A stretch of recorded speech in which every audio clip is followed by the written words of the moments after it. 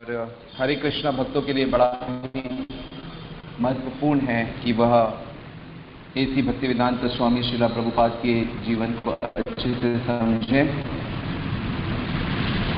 तो जो प्रसंग चल रहा है वो प्रसंग ये चल रहा है कि उनको झांसी से जाना पड़ा और झांसी में अभी तक की जो भी उन्होंने प्रयास किया पिछले 2 साल में वो उनको छोड़ना पड़ा। और इस बीच उनका घर छूट गया, उनका व्यवसाय छूट गया और उनका बैंक बैलेंस हो गया 0। ये उनकी हालत हो गई। लेकिन फिर भी वो बहुत प्रसन्नचित्त थे कि वो भगवान की सेवा में पूरी तरह से लग चुके हैं। तो प्रभुपाद जी वहाँ से मथुरा गए और मथुरा में उन्होंने अपने गुरु भाई श्री केशव जी महाराज को ढूंढा और केशव जी महाराज वहाँ पर मथुरा में उन्होंने अपनी मठ की स्थापना कर रहे थे। और वहाँ पे वो बड़े प्रसन्न हुए जब प्रभुपाद वहाँ पहुँचे। और क्योंकि प्रभुपाद की जो इमेज थी वो क्या थी, ये बहुत ही विद्वान है, संपादक हैं, मैगजीन का संपादन भी उन्होंने पहले किया था और ये बहुत अच्छे प्रचारक हैं। तो उन्होंने वहाँ पे उनको जो गौड़ीय पत्रिका निकलती थी उसकी सेवा दी और उसका संपादकीय बनाया, उसका कार्यभार उन्हें सौंपा। और वो जब प्रभुपाद जी आए थे तो जो मूर्ति वो वहाँ पे स्थापित करना चाहते थे वही मूर्ति लाके उन्होंने केशव महाराज को दे दी, चैतन्य महाप्रभु की विग्रह। और वो मठ में रहने लगे अब, और मठ में प्रवचन करते, ब्रह्मचारियों को शिक्षा देते। इस प्रकार से उनका कार्य शुरू हो गया। कौन से मठ में रहते थे? मथुरा में रहते थे। और इधर जो एक और महाराज थे इमली तला के सारंग महाराज, उनको जब पता लगा कि वो वापस गौड़ी मठ में आ गए हैं तो उन्होंने उनको दिल्ली बुलाया कि हमारे दिल्ली वाले मठ में आइए। और वहाँ से अंग्रेजी की जो मैगजीन छपती है उसका नाम था हार्मोनिस्ट, जो भक्ति सिद्धांत सरस्वती महाराज ने शुरू करी थी। तो कहा कि आप उसका संपादन भी संभालो। तो एक साथ उनको 2-2 मैगजीन के संपादन का कार्य मिल गया। तो फिर वो दिल्ली आ गए और दिल्ली में जब उन्होंने देखा कि जो मैगजीन है वो निकल तो रही है लेकिन उसकी हालत बहुत ख़राब है, मठ में भी धन की बहुत कमी है, वहाँ का जो प्रिंटर है उसके साथ मठ के संबंध ठीक नहीं है और टाइपराइटर भी नहीं है, काफ़ी मतलब दिक्कतें थी। और जो सबसे बड़ी दिक्कत ये थी कि जो ब्रह्मचारी भक्त थे उस मठ के, वो छोटी छोटी सी बातों पे लड़ाई करते थे, झगड़ा करते थे। वो नव दीक्षित थे इसलिए वो लोग साफ सफाई के नियम नहीं जानते थे, साफ सफाई नहीं करते थे ठीक से, आराधना भजन ठीक से नहीं करते थे। तो इस प्रकार काफ़ी भोजन को लेके उनको झगड़ा होता था। जो चीज़ें आमतौर से मठों में होती हैं, शांति के जो प्रभुपाद जी कहते हैं जो शांति के स्तर थे वो बड़े निम्न कोटि के थे, मतलब बहुत ही निम्न कोटि के वो था। तो जब ये समस्याएं जारी रही तो सारंग महाराज ने उनको पत्र लिखा प्रभुपाद जी को कि आप ही इसके मैनेजर भी बन जाइए और आप ही ये कार्य भी संभालिए। तो प्रभुपाद जी पे काफ़ी जिम्मेदारी आ गई। लेकिन उन्होंने देखा कि इस तरह जब तक इनका स्टैंडर्ड ठीक ना हो तो ये दोनों चीज़ें होना बहुत मुश्किल है। तो उन्होंने रिक्वेस्ट किया कि एक तो उनको प्रिंट, मतलब वैसे तो मठ का अपना प्रिंटिंग होना चाहिए, इस बात पे प्रभुपाद जी जोर डाल रहे थे, लेकिन उनको इस प्रकार की सुविधाएं मिल नहीं रही थी। तो प्रभुपाद जी ने क्या किया, किराए पे एक टाइपराइटर ले लिया। हालांकि जब उन्होंने महाराज को पत्र लिखा तो उनके असिस्टेंट ने कहा कि नहीं, यदि आप साफ साफ लिखेंगे तो टाइप करने की कोई ज़रूरत नहीं है, जो प्रिंटर है वही उसको टाइप करके अच्छे से कर देगा। इस तरह के बड़े उनको सजेशन दिए। और प्रभुपाद जी बहुत ही, क्योंकि वो विश्व लेवल पे सोचते थे कि उस इंग्लिश की मैगजीन को वो चाहते थे कि ये लोग 500 कॉपी छापते थे, कहते नहीं हम 1000 कॉपी छापेंगे, उसी रेट पे तय हो गया था। तो उनके बहुत आइडिया थे कि कैसे हम इस मैगजीन को बहुत ज़्यादा इसको डिस्ट्रीब्यूट करेंगे, देश विदेश में भेजेंगे। मतलब बहुत बड़े बड़े विचार उनके थे। और जो सारंग महाराज थे उनके विचार ऐसे नहीं थे। तो प्रभुपाद जी के से बड़े बड़े विचार सुन के वो भी थोड़ा घबरा गए थे, क्योंकि वो कलकत्ता में रहते थे, बीच बीच में वो आते थे। और प्रभुपाद जी को भी बहुत दिक्कत हो रही थी, थोड़ा तनाव था कि मठ का हालत ऐसा है, और हालांकि फिर भी उन्होंने कई प्रिंट्स निकाले, कई मतलब मैगजीन्स निकाली उन्होंने, 2-4 इश्यूज उन्होंने निकाले, तो इस प्रकार होने लगा। लेकिन फिर क्या हुआ कि कुछ महीने बाद उनके एक शिष्य ने, रामानंद राय ने, जो असिस्टेंट थे सारंग महाराज के, उन्होंने प्रभुपाद जी को एक लेटर लिखा, और वो लेटर कुछ इस प्रकार का था, जिसमें उसमें ये पता करना बड़ा मुश्किल हो रहा था कि प्रभुपाद जी की तारीफ कर रहे हैं या उनकी तारीफ नहीं कर रहे। तो वो ऐसे लिखते हैं, जो मैं आपको पढ़ के सुनाता हूँ। वैष्णव भक्त श्रीमद् भक्ति वेदांत प्रभु के चरण कमलों में कोटिश विनम्र प्रणाम। श्री गुरु महाराज को लिखित आपका पत्र हमें मिला। आपकी योजना बहुत ऊंची है और आप हमारी सोसाइटी के शुभेच्छुक हैं।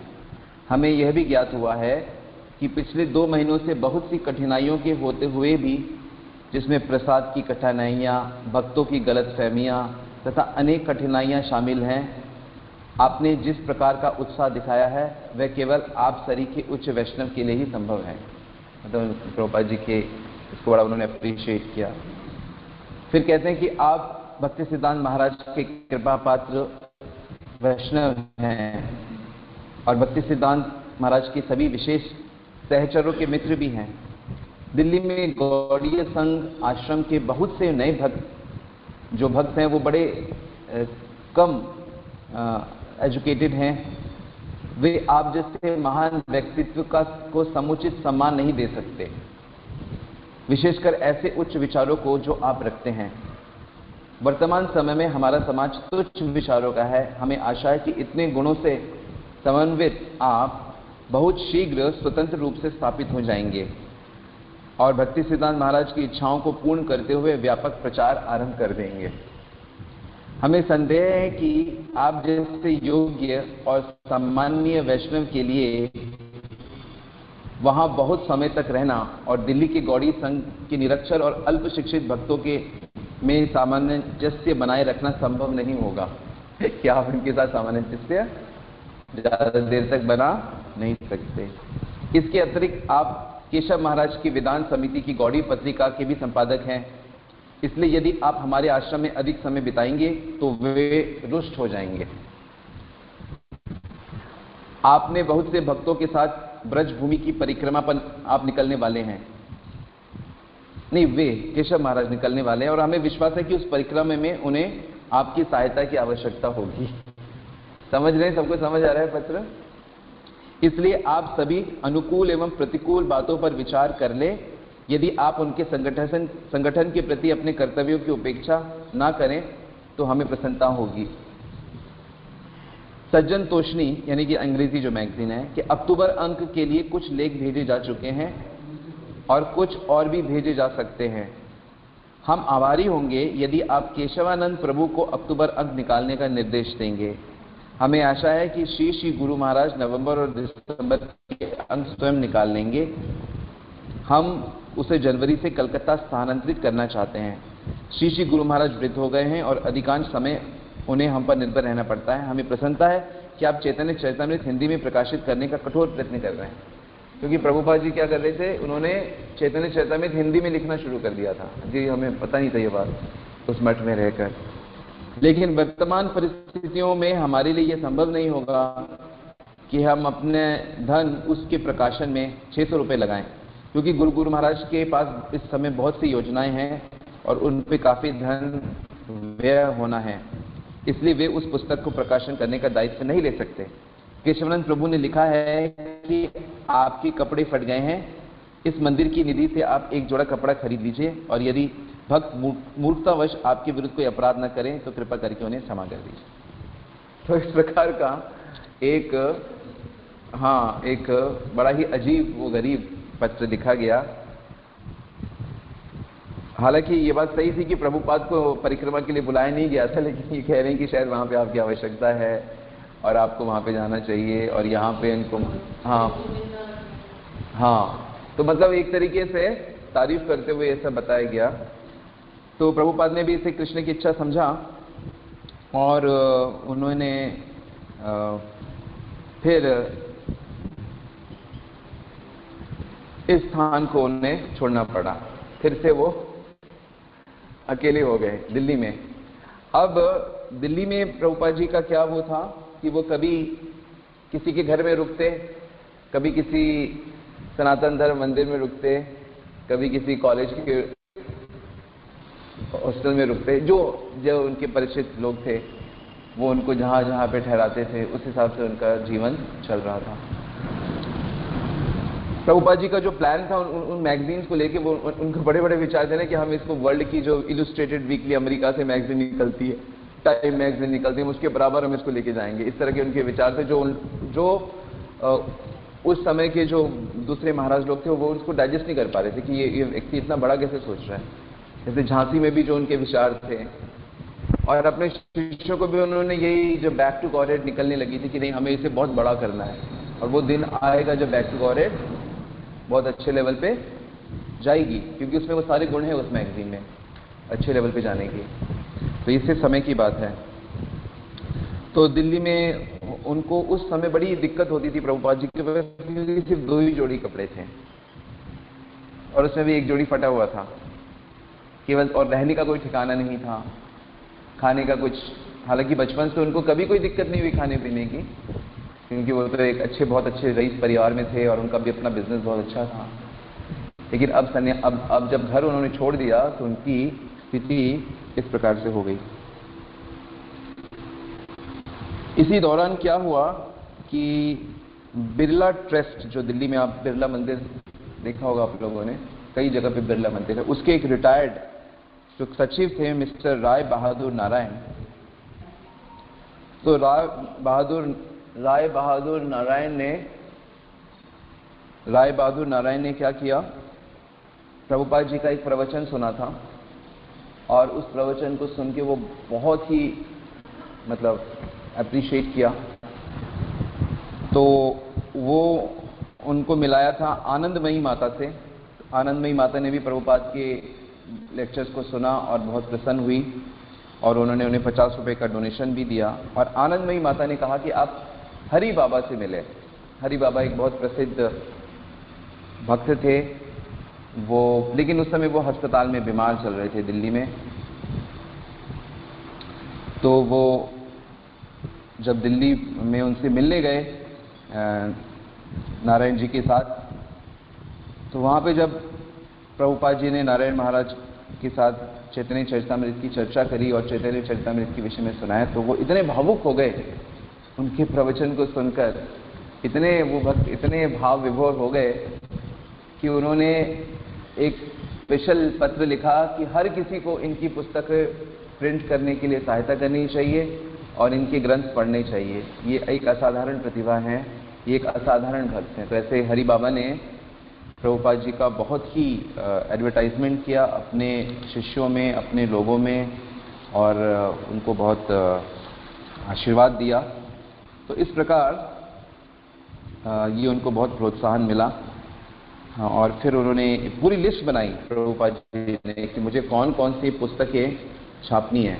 तो उन्होंने पहले लिखा कि चैतन्य चरितामृत छापेंगे 2000 पृष्ठों की, गीतोपनिषद यानी कि भगवत गीता छापेंगे 1200 पेजेस की, साइंस ऑफ डिवोशन अंग्रेजी में छापेंगे, लॉर्ड चैतन्य संकीर्तन मूवमेंट इसकी एक ग्रंथ छापेंगे, मैसेज ऑफ गॉड हेड भगवान का क्या संदेश है इस पे किताब छापेंगे, और भगवानेर कथा बंगला में छापेंगे। तो पहले से उन्होंने पूरा एक प्लान बना के रखा था, उन्हें वो छापना है। हाँ, साइंस ऑफ डिवोशन, भक्ति का विज्ञान, तो ऐसे उन्होंने पूरा लिस्ट बना के रखा है। और लेखन कार्य वो बहुत ज्यादा करते थे, परंतु लेखन कार्य उनका 50% होता था, लेकिन बाकी समय वो लोगों से मिलते रहते थे और उन्हें अपने इस विश्वव्यापी आंदोलन के विषय में बताते रहते थे कि मैं पहले 40 लोगों को ट्रेन करूंगा जो पूरे वर्ल्ड में जाकर चैतन्य महाप्रभु की शिक्षाओं को फैलाएंगे।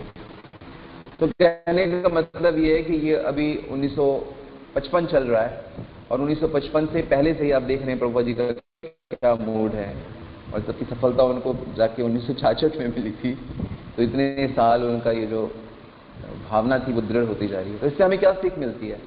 इससे हमें ये सीख मिलती है कि अगर हम वाकई गुरु की आज्ञा को हृदय से पकड़ते हैं तो कृष्ण अवश्य परीक्षा लेते हैं, पर वास्तव में परीक्षा नहीं होती, वो हमें उसके लिए तैयार कर रहे होते हैं। क्योंकि किसी भी कार्य को करने के लिए आपको उसकी योग्य बनना पड़ता है। बिना योग्यता हासिल किए आप उस कार्य को नहीं करते। आप सोचिए नहीं मैं हजारों भक्त बना दूं, जैसे हम लोग सोचते हैं कि हम हजारों भक्त बना दें, हमसे 2 भक्त तो संभलते नहीं है 2 भक्त को तो हम ठीक से गाइड नहीं कर सकते, तो हजारों भक्त को कैसे गाइड करेंगे? तो वो योग्यता हासिल करने के लिए श्रवण, कीर्तन, स्मरण, सेवा, प्रचार, धैर्य, कठिन परिश्रम, हतोत्साहित नहीं होना, उत्साह रखना, ये सब की आवश्यकता होती है। तो उनके जीवन से हमको यही पग पग पर ये सीख मिल रही है। और अब देखते हैं आगे क्या स्ट्रगल रहता है। श्रील प्रभुपाद की। तो किसी का कोई सवाल इसमें से, कोई ऑब्जर्वेशन? ठीक है, तो हम यहीं पे रुक सकते हैं। हरे कृष्ण।